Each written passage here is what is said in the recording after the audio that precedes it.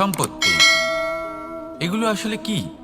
এগুলো শুধু সেই মূল্য যার দ্বারা আমরা কোনো কিছু অর্জন করতে পারি।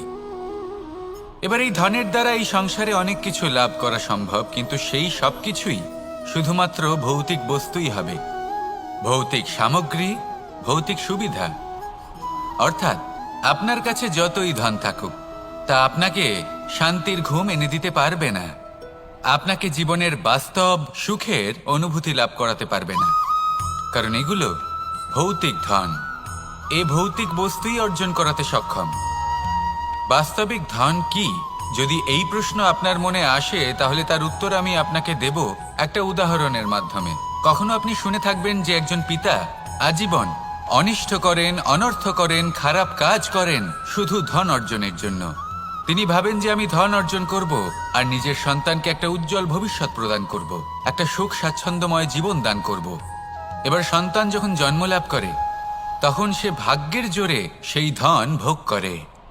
যেরকম সে পায় সেরকমই তার ব্যবহার সে করে। কখনো আপনি এটাও দেখে থাকবেন যে সেই সন্তান সমস্ত ধন নষ্ট করে ফেলে, আর সেই পিতা যিনি সমস্ত ধন সঞ্চয় করেছেন, যিনি সেই ধনের প্রভু, আজ সেই ধনের প্রহরী হয়ে রয়েছেন। এবার এরকম কেন হয়? এরকম তখনই হয় যখন সেই পিতা বুঝতেই পারেন না যে তার জীবনের আসল ধন কি। সেই আসল ধন তার সন্তানকে সে দিতেই পারে না। যদি পিতা তার সন্তানকে কর্মের জ্ঞান দিতে পারেন, উচিত কোনটা অনুচিত কোনটা সেই শিক্ষা দিতে পারেন, সংস্কারের প্রকৃত শিক্ষা দিতে পারেন, তবে সেটা ধনের থেকে অনেক বেশি গুরুত্বপূর্ণ। এটাই হলো জীবনের বাস্তব ধন। আপনি সেই কথা তো অবশ্যই শুনে থাকবেন, কুসন্তান হলে ধন সঞ্চয় করে কি হবে, সুসন্তান হলে ধন সঞ্চয় করে কি হবে। সন্তান যদি কুপুত্র হয় তাহলে সব নষ্ট করে ফেলবে, আর সন্তান যদি সুপুত্র হয় তাহলে ধন থাকুক না থাকুক, সে নিজেই কর্মের পথে অগ্রসর হয়ে ধন অর্জন করবে আর নিজের জন্য এক উজ্জ্বল ভবিষ্যৎ গড়ে তুলবে। তাই সন্তানকে সম্পদ দেওয়ার আগে কর্মের জ্ঞান দান করুন, সুশিক্ষা দিন, কারণ এটাই হলো জীবনের প্রকৃত ধন। আসুন আর আমার সাথে ভালোবেসে বলুন, রাধা রাধা। জীবনে সাফল্য এবং অসফলতা আপনার বল, আপনার শক্তির উপরে নির্ভরশীল নয়, আপনার মানসিকতার উপর নির্ভরশীল। যদি কোনো ব্যক্তি দৃঢ় নিশ্চয় করে নেয় তাহলে সে কখনো হারে না। যদি কেউ হার মেনে নেয় তাহলে সে কখনোই জিততে পারে না। শেষ পর্যন্ত কি হয়? এই ভাবনাই সত্য হয়ে সামনে চলে আসে, আর এই ভাবনাই পরবর্তীকালে ইতিহাস রচনা করে। সেই জন্য আপনি যদি চান আপনার নাম ইতিহাসে থাকুক, তাহলে দৃঢ় হতে শিখুন। ইতিবাচক ভাবনার সাথে, পরিশ্রমের সাথে এগিয়ে চলতে থাকুন, প্রতিস্পর্ধা গ্রহণ করুন, আর শুধুই এগিয়ে যেতে থাকুন। সংসারে আপনি যে কোনো উচ্চতাতেই পৌঁছতে পারবেন, কারণ ইচ্ছে শক্তি আর ভালোবাসার চেয়ে বেশি শক্তিশালী আর কিছুই নেই। তাহলে আসুন আর আমার সাথে ভালোবেসে বলুন, রাধা রাধা। মানুষের জীবন দেখলে এতে সংকটও আসবে, বিপদও আসবে, অনেক সমস্যাও আসবে। কখনো কখনো এমন সময় আসবে যখন আমাদের আপনজনের থেকে সাহায্য চাইতে হয়।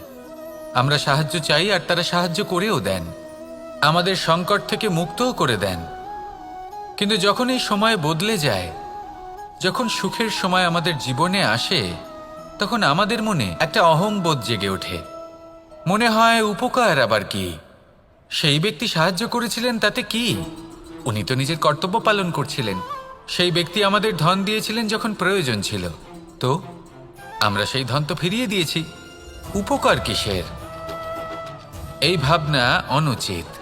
যদি কোনো ব্যক্তি আপনাকে সাহায্য করে থাকে যখন কেউ করেনি, যখন আপনার সবথেকে বেশি প্রয়োজন ছিল, সেই সাহায্য অমূল্য, আর সেটা উপকারী বটে। যদি কেউ উপকার করেন, তাহলে বিনম্র চিত্তে ভালোবেসে আজীবন তার উপকারের প্রতি কৃতজ্ঞ থাকুন। কারণ সত্যি কথা বলতে এই সংসারে উপকার করার মতো ব্যক্তি খুব কম রয়েছেন, আর উপকারীর কথা মনে রাখেন এমন কৃতজ্ঞ ব্যক্তি আরও কম।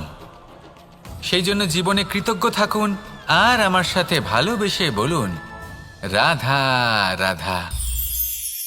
সুখ এবং দুঃখ এই দুই হলো আমাদের জীবনের অবশ্যম্ভাবী এবং গুরুত্বপূর্ণ অঙ্গ। আমাদের সকলের জীবনে কখনো সুখও আসে, আবার কখনো দুঃখও আসে। আমরা সবসময় ভাবি আমরা কিভাবে সুখ লাভ করব, কিভাবে আমরা দুঃখ থেকে দূরে থাকতে পারি।